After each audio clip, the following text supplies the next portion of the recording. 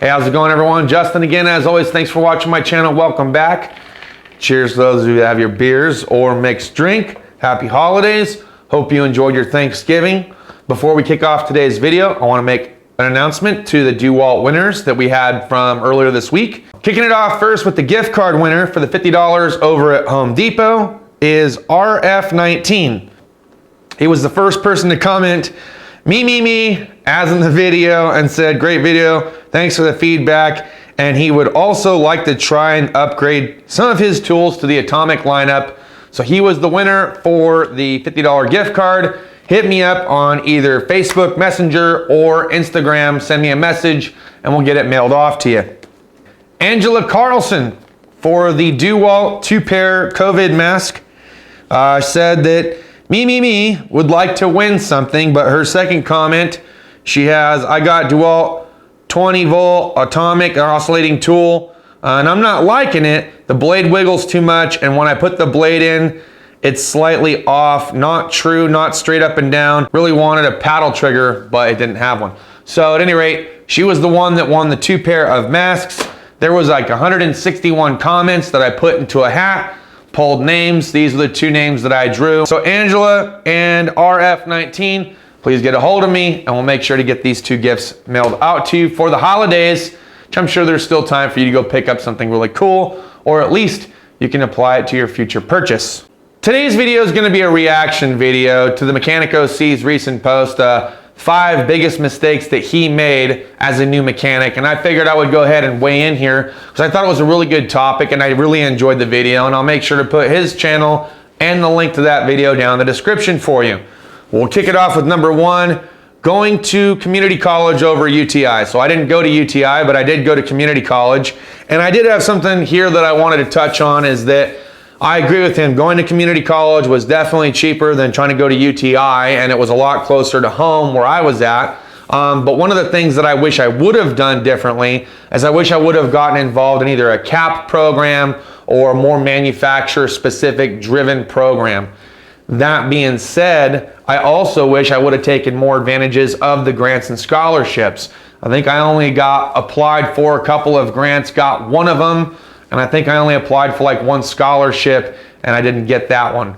I wish I would have applied myself more, because when I graduated, thinking about all the different scholarships that were out there, I most definitely could have filled out a whole bunch of different resumes and applications and sent them their paragraphs they wanted to, and could have totally capitalized on the scholarship and grants that were offered to reduce my overall costs so I wouldn't have to take out student loans. Now, yes, I was in the military, so I did have access to the post 9/11 GI Bill, but in fear that I wouldn't be able to afford the program because of all the tool costs, which we're getting ready to go into, I decided to take out student loan debt to help aid me in the school. So I knew that my school was definitely paid for. I knew that I had student loans that I was gonna have to repay later, but I went into that debt earlier on so I can support the lifestyle that I was living. I had a wife, a child, and I was going to school full-time, and I had a part-time job. That part-time job was not enough to sustain myself or my family, and I wasn't getting paid anything because I was no longer on active duty. I just had my drill days, so I wasn't getting paid crap for drill. So I didn't have anything really to fall back on. All I had was a couple $100 for drill, and then I got whatever I got from working part-time. And at that point in time, I want to say I only made a couple $100 a month from that too. Not sustainable to be able to go to school full-time with a spouse that was not working and then having a child. So I took out the student loan debt, buried myself a little bit there, and I wish I would have applied for scholarships and grants and then not have done the student loan thing. But I didn't take advantage of those things, which I hope you guys will. So if you're thinking about going to school, make sure you sit down in front of that computer, spend some time. I know it seems a little bit tedious, but it's going to be worth it, and it's going to pay it off in the long run. This is something that I wish I would have jumped all over instead of just being like, I'll just take out a loan. Okay, the second thing he touched on was buying Snap-on tools too early. I definitely got to agree with him here. When I first started off my tool list adventure, so to speak, I had started off with some Craftsman stuff and then pretty much went and bought a lot of stuff from Harbor Freight. And I learned very quickly that a lot of the cheaper tools that I was buying were not holding up through the rigorous punishment that I was putting them through at Sears Auto Center and while I was going to college. some of those tools that didn't hold up, I ended up saying that they were trashed, and I moved right into Snap-on thinking that it was a be-all, end-all, and I dismissed any possibility of buying any other tool out there. Of course, you know, we're talking 10 years ago. So 10 years ago, we didn't have all these companies out at this time. Gearwrench was barely coming into their own. Tekton was like one of the worst bargain bin specials out there. There was no Ulsa tools. There was no Capri. Okay, a lot of these other companies that you guys know about now through all the different YouTubers out there, which we'll get into further discussion about later, it wasn't available, okay? My availability was simply I can go buy some random cheap made in Taiwan or made in Chinese tools from O'Reilly's or Harbor Freight, or I can go get Craftsman, which at the time was still made in USA, which I did not care for the ratchets then, and I still don't really care for them 100% now. I like the fact they took the sharpness off of it, but still one of my least favorite ratchets, for the exception of the bass backwards flip switch mechanism. Even Tommy doesn't like that style. We like what we like, and that's what we like. I didn't like the 32 tooth count. I didn't like the fact that it would slip a gear and I'd bust my knuckle. I thought it was funny when I got this old tin sign. It says Busted Knuckle Garage, because that's exactly what Craftsman was to me. So yeah, I jumped into Snap-on a little bit too early, and I overwhelmed myself in an immense amount of debt, but thinking I was gonna be in it for the long run. I was hungry, right? So I was committed to that debt, and I knew that I was gonna be able to pay for it. I was like, man, it's only gonna be like 6 years. I'm gonna be doing this for a career. As a result, when I landed my first dealership job, that's when I made the biggest mistake that I could have ever made, which was buying a $6,000 tool storage box from Snap-on, thinking that I was gonna make it stick with Ford, and this is the place I was gonna be. And, you know, I had a huge love for Mustang and the F-150s and everything. Even though I was a Chevy guy at heart, I was a domestic guy at heart, okay? I loved everything about Chrysler. I loved everything about Ford. I loved everything about Chevy. I could work on those things for days. Even to this day, that still stands true. But the fact is that I was only at that Ford dealer for maybe 4 months before I found myself without a job. And then I got more hungry, right? Starving. I had all these expensive tools. I had all this racked up debt, and now I had no career because I was thinking that this was gonna be for good. I was not moving anywhere. And when I failed, I had to get rid of a lot of that stuff for half or a fraction of the cost, just to put myself in a position to where eventually I can land a job at a different dealer and start from scratch all over again. This is really what helped me to build my way back up, starting from cheap. I mean, we went from the Harbor Freight cart again, then moved into a DeWalt box, and then eventually to a Cornwell. Then the Cornwell was not as heavy duty as I thought, sold it, bumped ourselves back down to a Harbor Freight box. So a lot of these trials and tribulations that I went through was all a huge learning curve, and I had to do it on my own. There wasn't really anyone there to tell me. But being in debt was what made me hungry. It's what keeps me hungry. I'm hungry to this day. I look at the debt that I have, the debt that I created for myself, and it just keeps me thirsting and hungry for more. So be the wolf, be hungry. But don't be stupid. Create some kind of financial budget to where if you know that you were not going to have a job tomorrow, you could still afford your entire lifestyle to include those around you that you love and support, okay? Be hungry, but don't be foolish. Make sure you're not putting yourself into large amounts of debt. And if you are going to go into debt, then make sure it's a manageable debt that fits within your budget.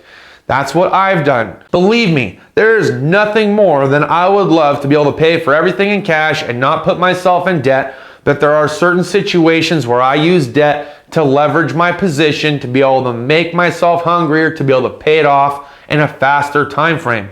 And you just have to figure out what motivates you, what drives you, what keeps you hungry to paying off that debt as quick as you possibly can.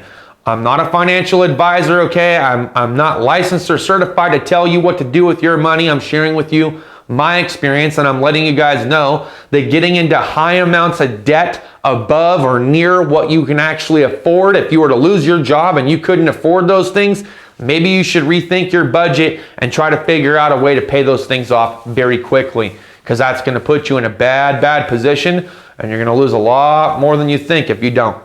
The next thing that Nestor touched on was starting YouTube earlier. For this, I kind of have to agree, but at the time that I started YouTube, there really wasn't anything there like there is today, okay? I was one of the first people that was talking about tools, the discounts on them, what to look for. I did a tool entry level basic list a long time ago.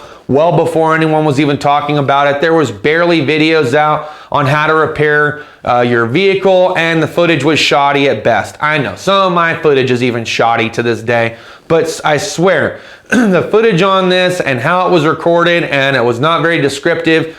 It just wasn't a go-to place 10 years ago for that. 10 years ago, my experience with YouTube, all that was out there was either music videos or comedy videos or people just doing stupid stuff. Really wasn't a market for people doing repair videos or any kind of discussions. There wasn't anyone doing any kind of recent tool sales or what was a worthwhile tool. We barely had people reviewing tools at that point in time. So I want to say that I was definitely one of the first people to help aid in that. And now there's a lot of people that are reviewing tools. So now you get multiple opinions and you don't have to just take my word for it. But YouTube has definitely been very helpful. So since the time that I started, which has been about 6 years back, I've met a lot of influential people. I've met a lot of good people, networking with them, learning some of the mistakes that I've made from you guys in the comments by pointing out certain things that I could have done differently, certain things that I bought that you said, hey, you know, it's cheaper now. If you go back, you could probably get a refund on that. I've learned about new tool deals coming up, new products that I don't see at my stores that you guys see over at your stores. I've had a chance to really connect with people, and it really gave me someone to talk to about things that I enjoy. Overall, it gave me someone to talk to, someone that had a mutual interest in what it is that I have an interest in. Do you know how difficult it is to come home every single day and I've got a wife and 3 little girls and I got no one to talk to about tools or the automotive life, or no one to complain about this, that, and the other two, or say, hey, I found this smoking thing, and just get that look like, great, you bought something else, you know? So it's kind of nice to find other like-minded people to share in those interests, and that's why I get a lot of enjoyment out of YouTube. So for that, I'm definitely happy to be a part of the community and be with you guys and sharing my opinions and getting feedback from you guys, because you guys are what make it all worthwhile. The next thing that Nestor touched on was working for his shop before he went to college. I don't think this would have been possible had I not had a referral from a friend of mine named Austin who worked at the Sears Auto Center, or the fact that I was already enrolled and on the path to starting community college for an automotive program, or the fact that I was military. Those 3 things really moved me to the top of the list, and I was able to start at Sears Auto Center like 2 months before I started community college going into the automotive program. If you asked me today if you needed college in order to start your career or profession as an automotive technician, in some ways I want to tell you no. It just depends on who you know, what you know, and what you can put on paper to entice that employer to want to hire you, because the main question in their head is why you over someone else. And I think the biggest takeaway from that is experience. We make jokes. I share the meme, you know, on the community settings where you got to have 10 years experience. You see this little kid, he's probably like 2 or 3 years old, pulling down on a breaker bar for a tire, and what's your experience like, right? Unfortunately, that's just the way that it is. I've seen hires come in and out of the dealership and out of the independent shop and bring with them really no experience, and after the interview is over with, you know, you get an idea from the shop foreman or something like that, and was like, well, hey, how did that go? I was like, well, seems like a good kid, good head on his shoulders, but I just don't know if it's going to work. He really doesn't have any experience, and I really need someone that knows what they're doing. I need someone that can do heavy line, or I need someone that can diagnose. I don't really feel like starting someone off from the lube tech and then working their way up. And it was the same thing over at the dealer life. I like to have somebody that at least knows the fundamentals of tires and oil and things like that without having to walk them through it, so they can start taking some of the training courses and getting that banged out, so we can train him up and then decide where we want to put him, whether it's on the line or whether it's over on the diagnostic path, depending on his how fast he can pick up the material. So I would say starting at a shop before I went to college, even considering everything that's going on now, going to be very difficult for you guys. Okay, the pandemic has not helped. I actually met a guy locally to me. His name's Matt. He was good to go for the college, and then the pandemic, and so now he can pretty much do is the online stuff and doesn't really have any of that hands-on physical training going on. So I told him, you know, if I ever get something coming up, that I don't mind bringing you on board, and you can come on down and we can bust wrenches out here in the front of my house. But he's a local, and he's like, look, I really want to get into this. I don't have the ability to flip wrenches on anything, even in the lab point of view from the college aspect, because They're not offering it due to COVID. So it's going to be even harder for you guys now, because now you really can't get your hands on. It's all book related stuff. And for that, O'Reilly's has some free training stuff, but you really only learn by doing. So that's going to be tough for you guys starting at a shop without having any kind of college background or anything like that. Now, just keep trying to do your best. Keep pushing your foot into the door at some lube shop until eventually you find yourself in it. All right, touching base on the last thing he talked about, getting your side hustle on early. I did get it on early, actually, while I was in community college and working a part-time job. I was getting my side hustle on. My friend and I developed a mobile mechanic kind of a deal. I think it was like Wrench Masters LLC or something like that. And we would be turning wrenches, it seemed like, all night and then on the weekends. So when I wasn't working and we weren't in school, we were wrenching, and sometimes during lunch, we'd go to a quick call to bid a job and then run back to school and then come back to it later. Day and night, night and day, we were wrenching like crazy. And then of course we had the dirt track thing going on. But I'll tell you, I found out what liabilities there were, okay? And what I mean by that is, while I was at college, we had a job that it did not go the way that we wanted it to go. One of the jobs in particular I'm speaking about was this lady. She had a water pump that was puking out so much coolant, it just wouldn't hold pressure long enough to even get to operating temperature to know if the vehicle was smoked, right? If the head gasket was gone. So we told her we had to do the water pump and timing belt first. Once we got done with that, then we can put the coolant in, and then we can go from there and see if it was blown up. So we go ahead and we do the job, we get the coolant in, and sure as heck, after idling for a little bit, started already overheating and it was blown up. Called her back and told her, she asked what we recommended to do. We recommended that we tow it to her house. She didn't want to do that. She wanted to drive it as was. So she did. She overheated right as she pulled into her drive, and then that was it. The engine would not start again. Well, because she locked the engine up. She didn't want to listen to us. It smoked all 7 miles back to her house, and that was over with. But because she knew that we were going to the school, she called the school to talk to the professor, and she thought that she got. This looks like a new belt. They didn't do my belt. They didn't do the water pump. They put some old junky part in here, and they put water in my coolant jugs. Like, where's my coolant? So we had to explain to them the coolant was in the car. She smoked her engine. This is what happened. Long story short, she could have really got us into a lot of trouble. So it was at that point that I decided to let one hand wash the other and not do side work throughout the rest of the year, and just finish my school and move forward, and then be very particular about what jobs it was that I take in. I'm still very particular about what jobs I decide to do and not do. I'm very selective of the jobs that I take on and do, because I also don't want them to somehow come back to me and where it is that I work and then cause problems with my main source of income. So for that, I'm saying there's other ways to get your side hustle on. He did mention flipping cars. You could do that. I did firewood for a little bit. I took trash hauls for a little bit. To this day, I'll still go over and help somebody out real quick with something that they got going on, whether it's moving furniture or whatever. Roofing calls, I haven't done that in a little while, but used to do roofing calls, so that way I can make my side hustle that way. But it's the idea of staying hungry and making side cash in your dead time. The choice is yours. Depends on how hungry you are, okay? You can either spend the entire weekend sitting down, or you can spend the entire weekend getting your side hustle on and making extra cash, not just for yourself, but to pay for more expensive tools, or simply taking your family out, okay? Here's something else that we should probably touch on real quick. Do not neglect the family as a result of trying to get your side hustle on too frequently. I've had to do it for the betterment of the first few years of the relationship that I'm in, because we just were that poor and I didn't have a job that was consistent enough for us to make money. So I was working night and day, and I was barely ever seen. At least now I'm on a more consistent schedule. The family gets to see me. I get to spend time with them and do stuff. And then I get to spend my leisure time here with you guys on YouTube, kind of kicking back and relaxing and talking about the work week. The last thing, and this is going to be like a little bonus, and something I wanted to add to this, because he briefly talked about it throughout the video, mentorship. Mentorship is gone, okay? There used to be, once upon a time ago, mentorship. There used to be mentorship programs. There was a thing called an apprentice for a little while. There was ways for you to get in and start and be able to actually learn the tools of the trade, so to speak, or how to take something apart and put it back together without getting into too much trouble, or if you got stuck, you had someone there that you can ask. And that has all kind of gone away. It's gone to the wayside. There's really not enough time to train you up on learning something new. I'm kind of struggling with this right now. I want to learn more about diagnostics. I can only learn so much from what I've seen from other valuable sources on YouTube, these diagnosticians that do what they do. I only learn so much by watching. I learn more by doing.